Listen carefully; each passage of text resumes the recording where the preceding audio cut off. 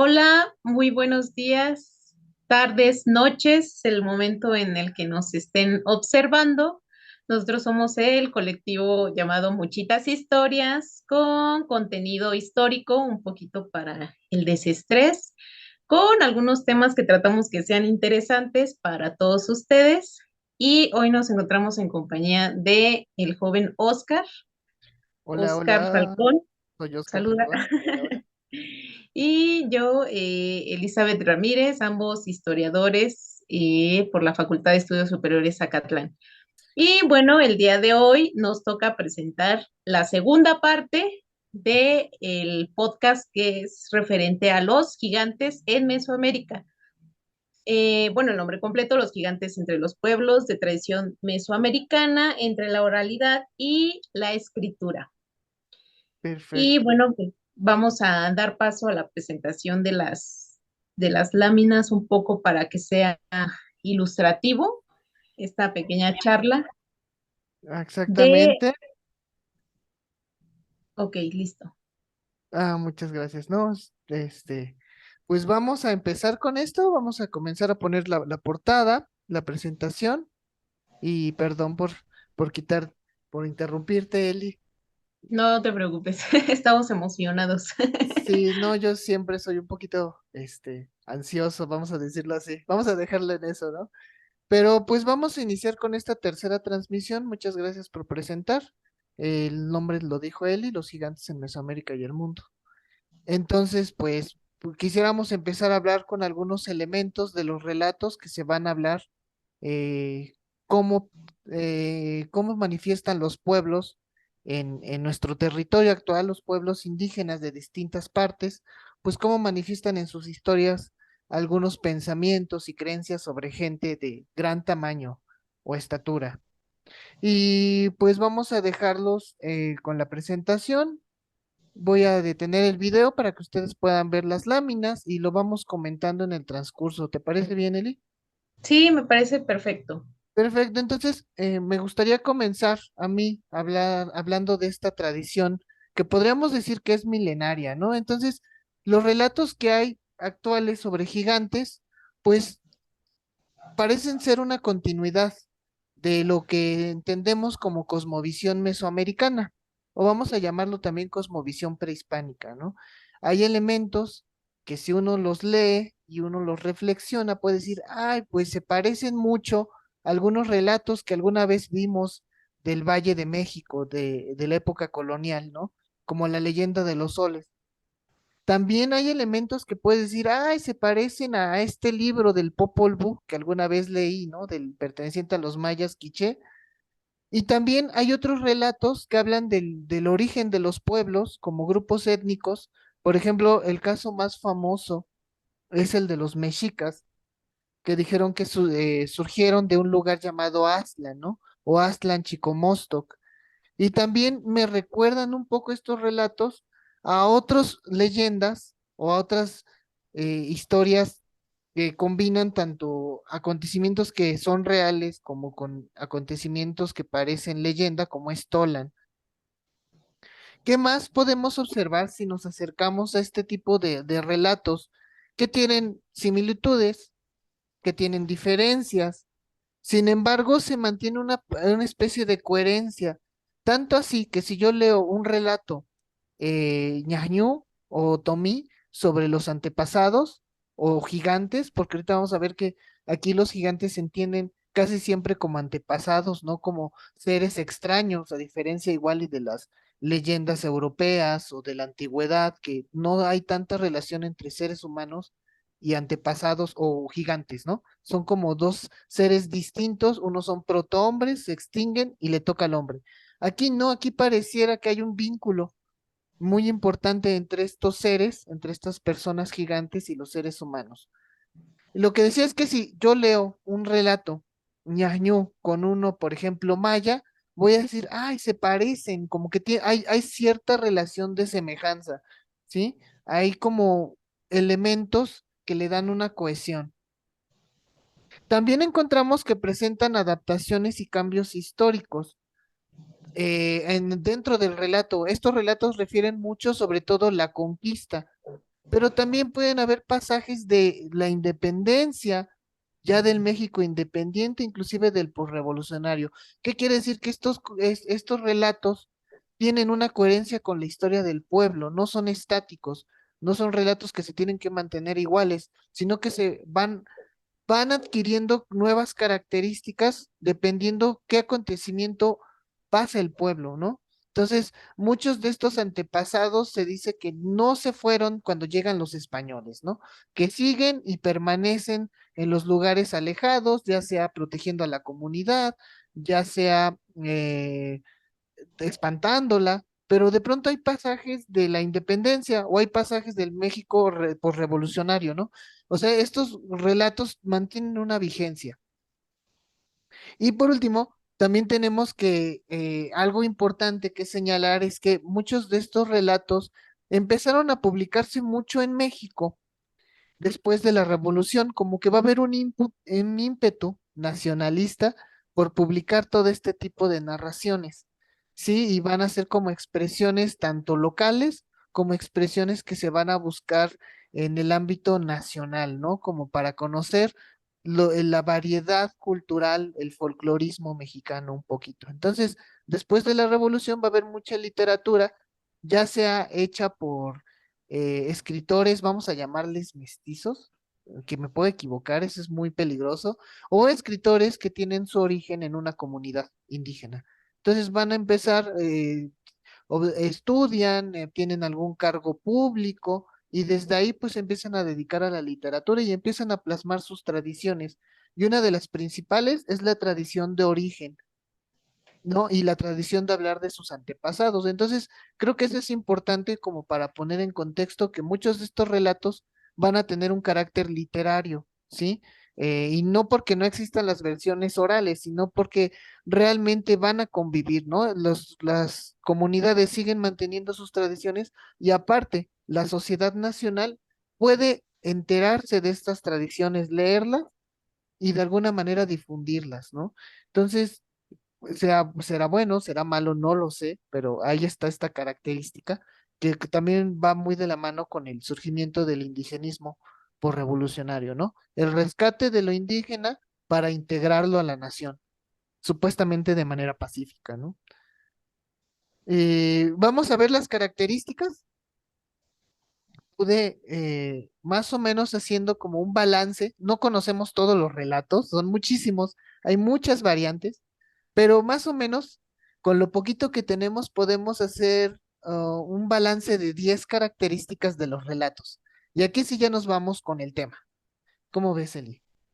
Sí, me parece muy bien. Entonces los vamos pasando poco a poco Ajá. y bueno, también pues retomando en lo que aparece en el texto, como bien lo mencionabas, Oscar, pues ya en la tradición oral pues sí, de Mesoamérica, pues los gigantes, estas características eran que estos personajes pues eran seres mitológicos que pues se creía habitaban en la tierra desde tiempos remotos y bueno que estos gigantes pues eran descritos como seres enormes y una característica muy particular es que pues también poseían una gran fuerza y poder. Y bueno, voy a mencionar así a manera muy general un poco de algunas características de algunos otros relatos sobre diversos pueblos de Mesoamérica, que más adelante los iremos viendo de una manera un poco más particular. Por ejemplo, en la cultura maya, pues los gigantes eran algunos conocidos como los hombres de montaña, y pues Ujú, se decía que estos vivían en las montañas pues más altas de las regiones. Los mayas pues creían que estos gigantes habían sido creados por los dioses para proteger el mundo de los desastres naturales, que aquí hay varias versiones, ¿no? Pero bueno, como ya les había mencionado, pues los iremos viendo más adelante.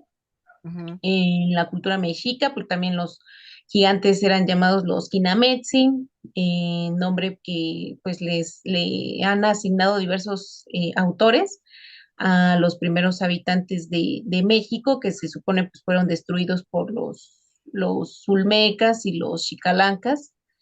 Y bueno, pues ahí también van a existir muchos relatos, como bien lo mencionaba Oscar, y algunas fuentes escritas donde se nos describe un poco acerca de las características que tenían estos gigantes.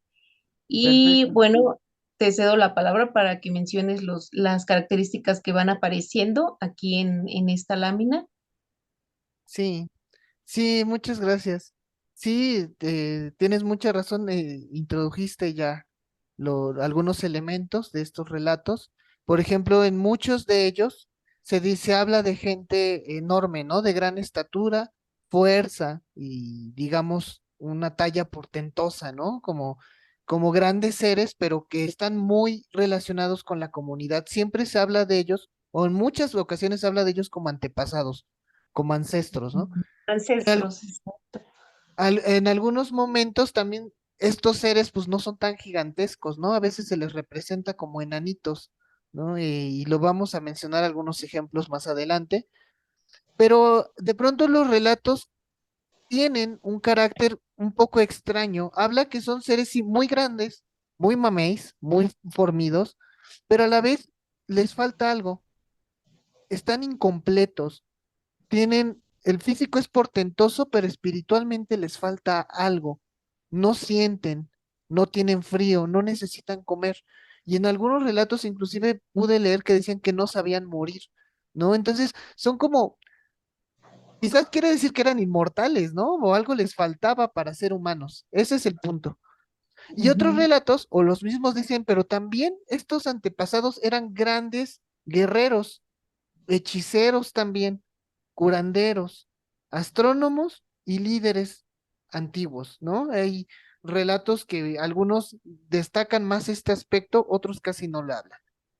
Otra característica es que se podían volver animales o fenómenos naturales. Pues prácticamente se habla aquí de lo que se conoce como nahualismo, ¿no? Tienen una relación con héroes míticos conocidos como los dueños del monte o los reyes subterráneos. Y también eso estaría muy padre, también se puede hablar en otra ocasión, son seres que también se describen como gigantes, pero se destaca su carácter personal. Son realmente las personas, los ancestros a los que la comunidad les rinde culto.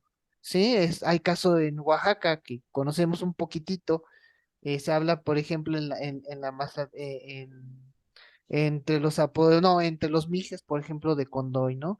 Entre los mixtecos, por ahí pude localizar un relato de Sacramá, ¿no? Como un antiguo rey que fundó los pueblos, que dio obsequios a los pueblos y los protegía, perdón, ante otras comunidades. Entonces hay una relación muy, muy cercana entre estos antepasados generales como gigantes y estos reyes míticos.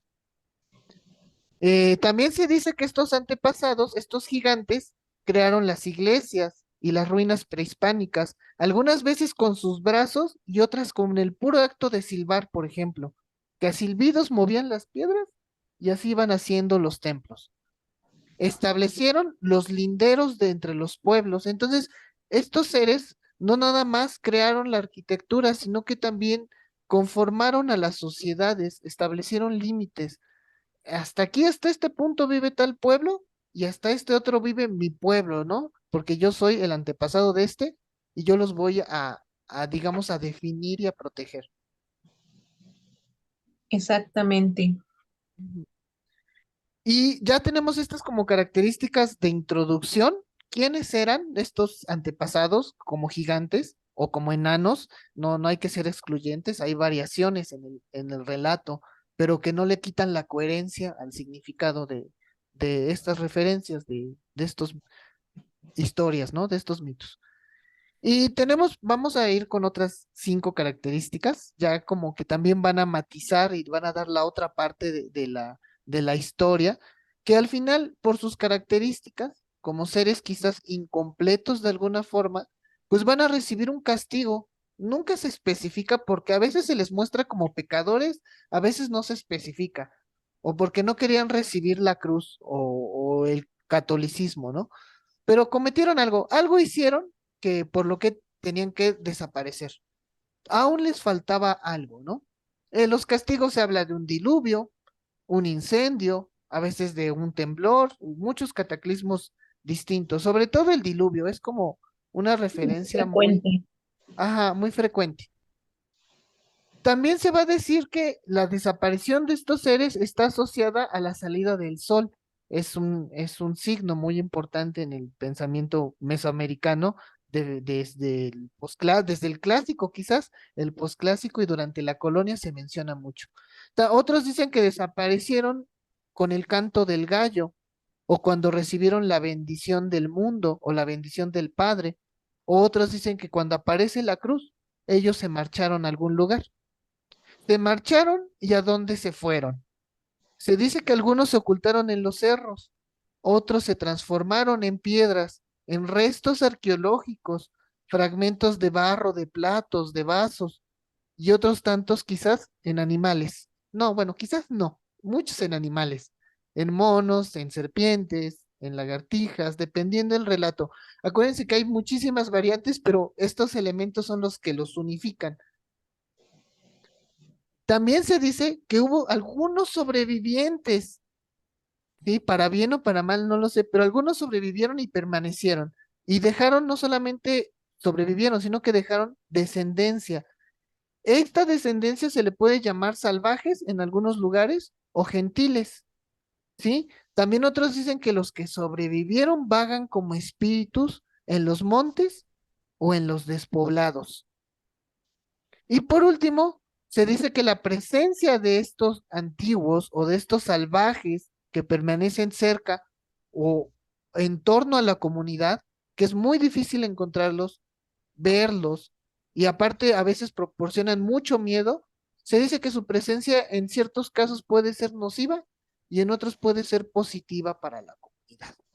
Digamos que intentamos dar con estos 10 rasgos algunas de las características generales de los relatos en torno a los gigantes en los pueblos indígenas o de tradición mesoamericana.